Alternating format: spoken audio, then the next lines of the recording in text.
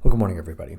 As you watch this animation of radar data from last night on Sunday night, kind of showing the severe storms that went through parts of the northern plains and Midwest, I'm just going to give you a quick rundown of what we're going to talk about in this video. We do have a significant severe weather threat again for this same region, the Dakotas, Minnesota, Iowa. Today we have to talk about that. We still are in the middle of this pretty sizable heat wave. We're going to put that into context and see when it breaks down, which is going to be very shortly here for many of us in the country. We're going to talk about coastal regions. In the East Coast, I'm going to focus on the hurricane season. On the West Coast, when are we going to get some heat back into this system? Because honestly, it's been quite cool for a while. And then at the end of this, I'm going to stretch it out more into August and take a look at some of the bigger factors, including something we haven't really talked about much lately, which is the Atlantic meridional mode.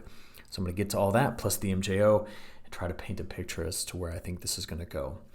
Now, yesterday afternoon, as these storms erupted here in parts of South Dakota, getting into Minnesota and Iowa, one of these storms in particular, the one that was right here in this part, watch it again here, in this part of South Dakota near Watertown, just produced an absolute drill press of a tornado. Now, you can see in the storm reports from yesterday, not only were we seeing the straight line wind damage, but we had 3 reports of tornadoes right here, and that's the storm system you just saw, and there was a lot of hail in this. That was not the only game in town. There were severe weather reports that came out of parts of the Ohio Valley over toward the Appalachian Mountains and into the Mid-Atlantic. Numerous wind reports yesterday. And you can see those storms firing right here on this boundary, getting into this part of the Mid-Atlantic. We had storms in south central Texas, which has been a hard area to kind of punch wet weather into lately. And then you can see the storms kind of running the periphery of the broader ridge that's living in this section of the United States that are out here in the western U.S. Okay, just take a look at this. I did want to zoom in just to show you something. As these storms erupted, take a look at the outflow from the earlier convection in the day going through Minnesota. That was a hail producer there. It linked up right here with this secondary boundary that was on the back side. And right where they met, this is where the storms kind of ripped down that line. And there it is. That's the one that produced the damaging tornado that went through this area. But as I let this go towards sunset, you can start to see as the sun angles get a little more oblique just how much smoke, wildfire smoke, is in the atmosphere. Most of this smoke is from the wildfires that have been in Arizona and Utah. That's what we're looking at into this area. Now, I want to stress this and make sure that this is listened to very carefully. We watched all weekend long as the ingredients begin to, I don't know if improve is the right phrase, but really come together to make for today's severe weather risk to be quite substantial, right in the same places we just saw the severe weather yesterday. And we need to watch this very carefully because there is the risk of straight line wind damage in the terms of squall lines, bow echoes, and there is the, I'll be honest with you, the profile is set up well given how destabilized the atmosphere is in this region to produce a derecho today. So I'm not predicting a derecho, I'm just telling you that the environment is conducive to that. If you look at it, here's where your deepest instability is by the time we get into this afternoon, and we typically watch the northern edge of this. So the storms try to eat into the instability. It's all dependent on the boundaries. It's all dependent on the wind shear. And we're going to have to watch later today for that to set up. But I just want to highlight this area where I just put all these hashed lines in through here as to having the greatest risk of the severe storms later on this afternoon, this evening. By the way, this is just a map of CAPE, or convective available potential energies, what the storms could use. So this morning, here were the remnants as predicted by the high-resolution rapid refresh model of the storms that were from yesterday. They went through Iowa. They're going to try to get down into Illinois and Missouri, scattered storms. But later on in the day, this is 1 o'clock, 2 o'clock, 3 o'clock, and I'm telling you, the model's not going to have the timing down perfectly on this. But you start to see this kind of structural behavior late this afternoon and this evening. And I'm just telling you the risk of these coalescing together early, having a unified single outflow boundary, which is what big squall lines tend to have. I just want you to be aware. I would just modify this maybe to be a bit more of that region to having the greatest severe storm threat from straight line wind damage. We're just going back and forth over this afternoon, this evening, and the overnight hours. Okay, so please be aware of this. Watch this all day long at the Storm Prediction Center. They're going to keep you up to date on it. And if you don't have multiple modes of kind of action with it, when it comes to having access to weather data, at least please just go to weather.gov and stay tuned to what's going on there. All right, our next story continues to be with the heat. Early this morning here, we have got just a broad area of excessive heat watches, warnings, and heat advisories as this current heat wave continues to press through. And by the way, if I sound a little weird, you notice the times are very early this morning. I'm on the East Coast this morning, down here at an event, speaking in Georgia later on this afternoon, but actually in Jacksonville, actually Amelia Island. So I'm in the bathroom recording this because I brought my son on the trip, and he always wanted to go on a work trip with Dad, so he's asleep in the other room. So I apologize for the echo. But anyways, this heat wave is quite intense, and we have questions as to how long it's going to last. But something really interesting happened yesterday, and it's down in Tampa. Now, this is the RTMA data. So what happens is they take all of the surface weather observations, we put it on a grid. And late yesterday afternoon in Tampa, they reached a temperature where the hourly average was 98. Okay, but maybe you saw this tweeted about. It was an interesting day. Now, it got really hot, Georgia, South Carolina, really hot in the plains, and this is very normal in the southwestern United States. But I'm going to focus on Tampa for just a second. And the reason is, if you go to the weather.gov and look at the 3-day history at the airport, you slide down here, and what you see is that there was a 6-hour maximum temperature of 100 degrees Fahrenheit. So what happens is they take an hourly observation. For example, here at 13:53, it was 99. But somewhere in there, somewhere in this time frame, they touched 100 degrees. So that's what you have here. This is the official report. It was kind of fun because the National Weather Service put out there that this broke an all-time high. And it's important to remember that when we talk about all-time highs, this isn't all of historical time. It's just since our records began. And it's very difficult to reach 100 degrees in Tampa. Now, you're probably going, well, why is that?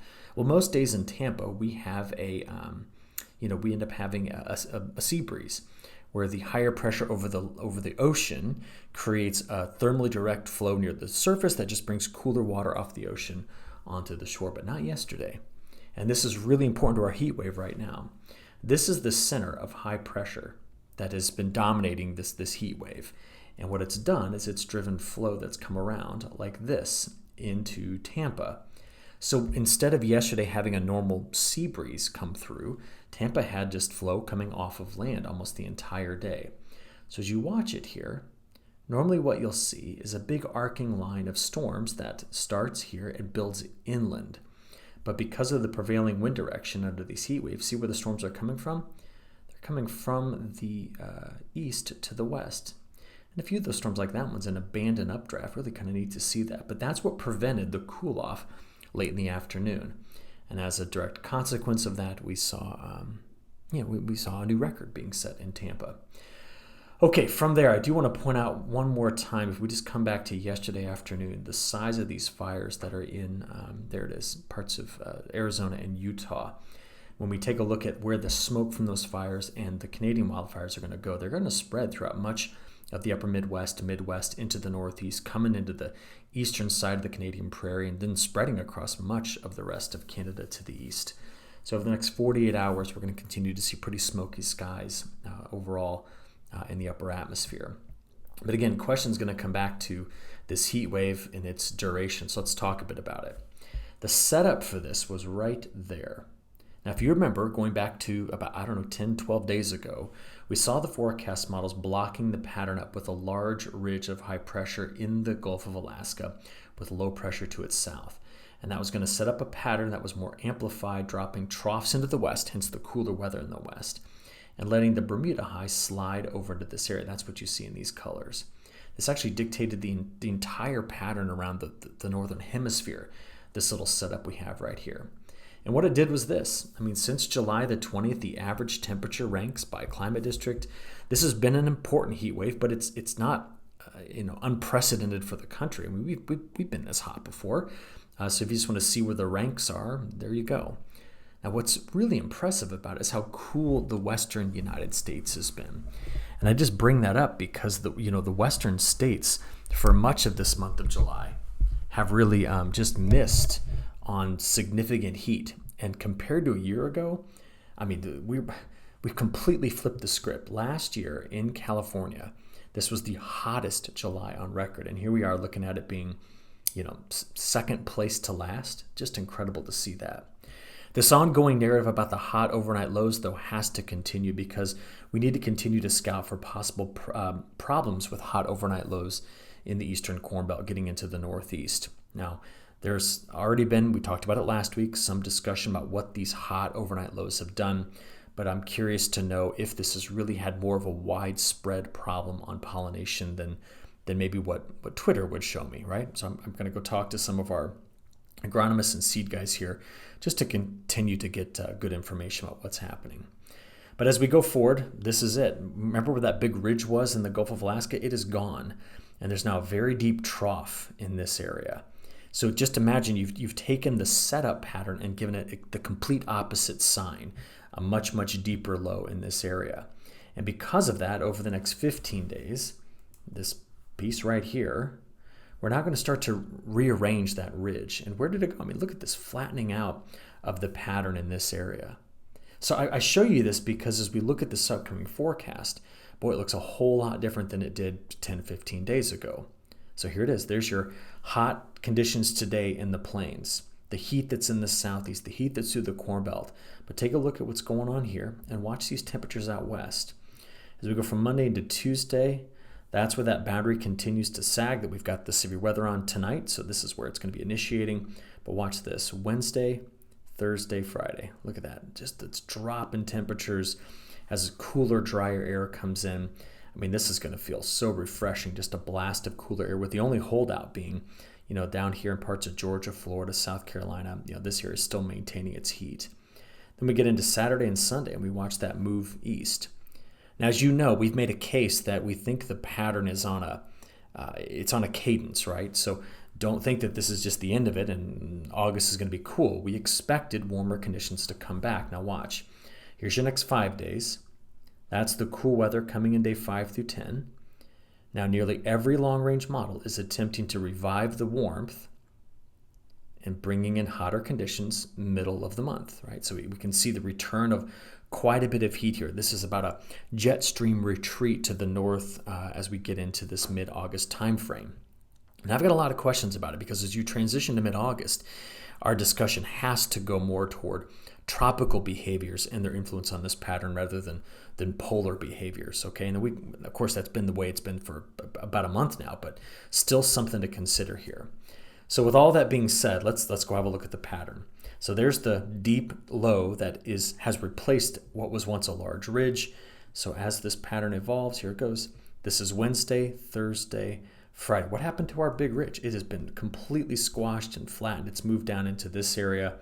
There's even a complementary ridge that's sitting out here just south of Bermuda. And as we play it forward, this is into August 3rd, 4th, 5th, 6th. There's still, our typical summer ridge behavior here. But this is not anomalously high. In other words, if we were seeing these colors and just a pronounced larger ridge here, we'd have an entirely different discussion. But the beginning of August, I see some northwest flow. I see some thunderstorms. I see some return of warm temperatures into the west. But overall, this pattern is not set up to, keep the heat on for extended time periods. So as you noticed last Friday in my video, I said, hey, we're in a wash, rinse, repeat setup. And so if we look back over the last 7 days, what would be the repeat, right? Now, this only goes through Sunday morning, as you know. So we're not including the storms that just rolled through here last night or the ones that hit the mid-Atlantic last night, right? So there has been rain getting into these areas. But we have watched a region open up here that's been very, very dry. Now in the northwest, all that cool weather did help usher in storms that came into this area. The numbers are so huge because summer thunderstorm activity here is pretty rare. They have it, but it's not as widespread and wet as you may see as indicated on this map. But have a look here. That's the last 2 weeks. And I've noticed we've seen some flash drought conditions building in here, although we were able to get a couple of isolated storms in this area. Take a look at, Missouri, Arkansas, northern Mississippi, Alabama, western Tennessee, region that's been quite dry as of late. And we're curious as to whether or not that pattern fills that in, or if we're going to continue to be talking about the risk of drought developing in that area. So what does it look like? Next 7 days, you've seen this. I'll just draw the same lines I keep drawing. There's that corridor of most active severe weather. And again, today we need to be aware of the severe storm risk that's coming into this region, into Iowa. Stretch it out to 10 days. That's what it looks like. Purely into week 2, we still see storms coming out of the Canadian Prairie, Midwest, upper Midwest. there is a region that is drier, and you can see it kind of highlighted here. And I'm going to question this because every time I've seen the models call the Mid-Atlantic drier, it has not been this year, okay? But all in all, 2 weeks out, that's your pattern. Next 14 days, what are the models suggesting? You end up getting this. Now, if I'm sitting in the Four Corner states, remember, you're still going to see daily storms. There are going to be storms that come off of the Front Range. This is the region that we got to keep a close eye on for some more rapid drought development in this particular pattern. So if we get in and have a look at it, I'll just say this. Comparing the European model on the right to the GFS on the left, there's the severe storm threat coming through late today into tonight. Gosh, it's pretty well resolved in both models. But there's high pressure that's bringing in drier air. Here it is by Thursday, Friday. Can you see it right there over Minnesota? And what I'm curious about, if on the southern side of this, we're able just to bring a wide swath of storms, it's kind of shown up in both models here. And if we can get that to come through, we're going to punch a hole in what otherwise would be a pretty dry go of it in this area. If you just want to look at a single model, here's the European model predicting rainfall through this weekend, now getting into early midweek next week. And we'll just take it out a couple of weeks. So we've identified that really wet corridor here. All right. We see some dryness that's in this area, but there's still this high pressure cell coming through. It's going to try to drop a front to bring some moisture into that area.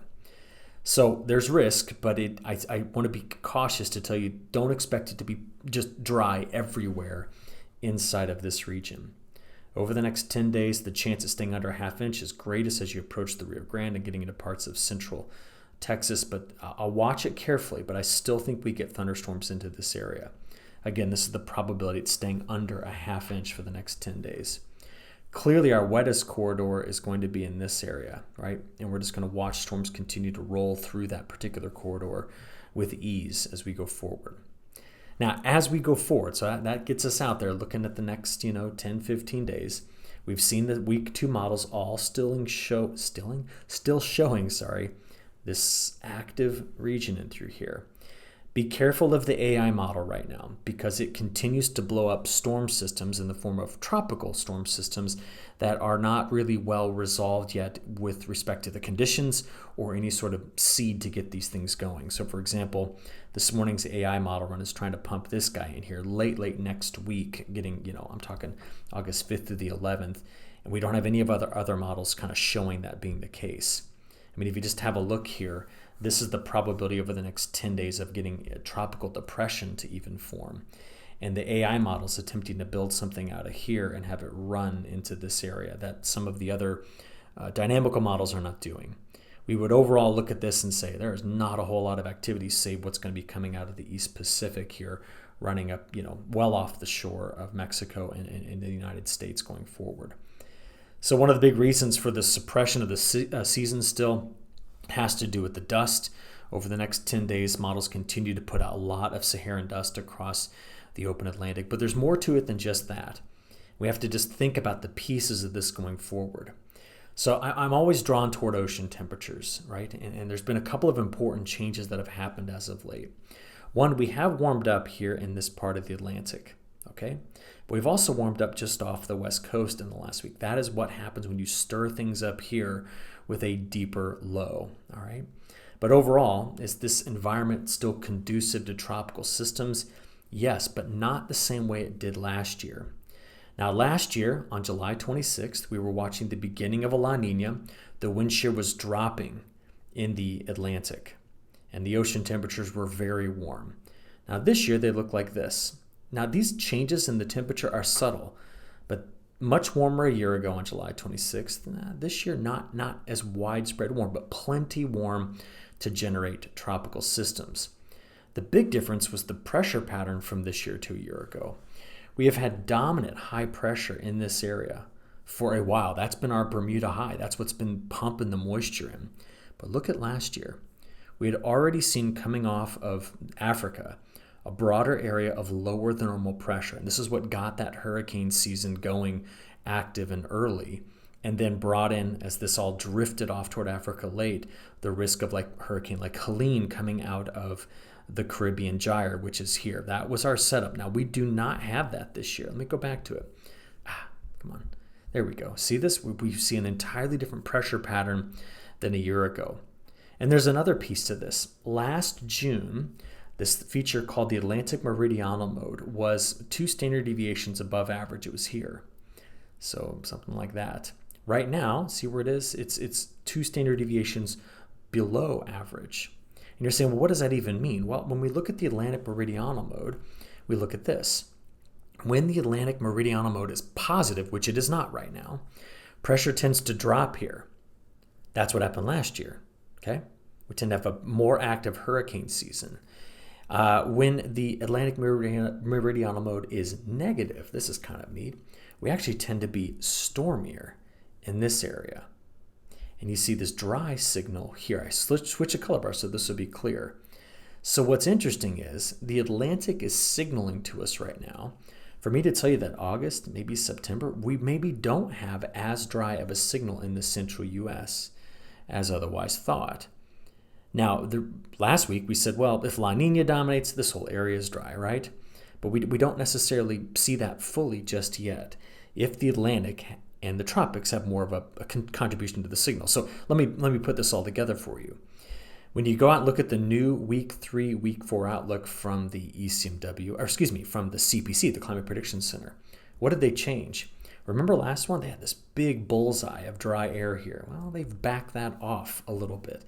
They've now got, chance of being above average in these areas, but if there's heat, it's going back to the west. And I'll be honest, if you pump a bunch of heat into the west in August, you just tend to get ridge riders that come over the top of this.